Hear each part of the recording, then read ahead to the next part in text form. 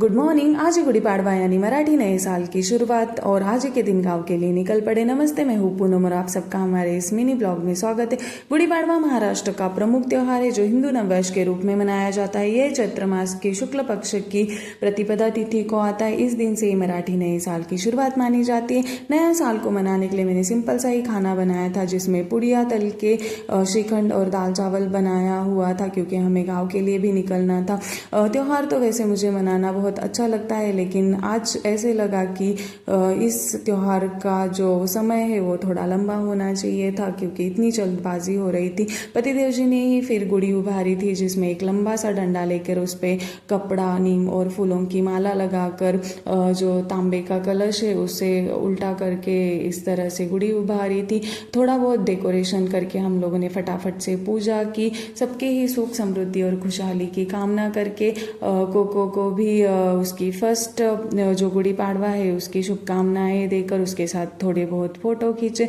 फिर फटाफट से खाना खाकर हम लोगों ने पैकिंग शुरू की थी। इस त्योहार में गुड़ और नीम के पत्तों का बहुत ज़्यादा महत्व है क्योंकि गुड़ और नीम के पत्ते जो है वो जीवन के दोनों पहलू यानी कड़वेपन और मीठेपन को भी दर्शाते हैं। इस प्रकार से पीहू तो फटाफट से उसकी बैग पैक करके निकल पड़ी थी। मुझे थोड़ा टाइम लगा था क्योंकि कोको के ढेर सारे कपड़े और मेरे एक दो जोड़ी कपड़े लेकर उसकी दवाइयाँ वगैरह पैक करके हम लोग निकल पड़े थे गांव की ओर।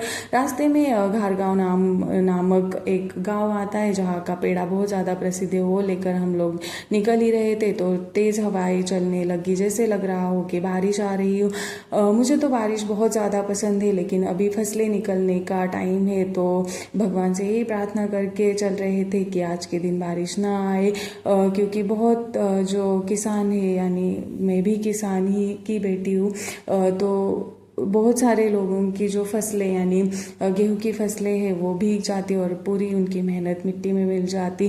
फिर फटाफट से घर पे पहुंच के कोको को तो किसी की ओर देखना ही नहीं था क्योंकि उसे सारे नए चेहरे दिख रहे थे। फिर भाई साहब के साथ मिलकर हम लोगों ने भेल खाई, थोड़ा बहुत चाय वगैरह लेके फ्रेश होके हम लोग सनसेट देखने के लिए रास्ते पर निकल पड़े। थोड़ा बहुत घूम के इस प्रकार से कोको को भी थोड़ी हरियाली दिखाकर ये प्यारा सा सनसेट देखा। और ये मनी माऊ तो थी हमारे साथ में। इतनी ठंडी हवा चल रही थी और अच्छा इन्वायरमेंट था तो बहुत अच्छा लग रहा था। फिर रात में पूरन पोली, कटाची, आमटी, भात वगैरह खा के इस तरह से हमारा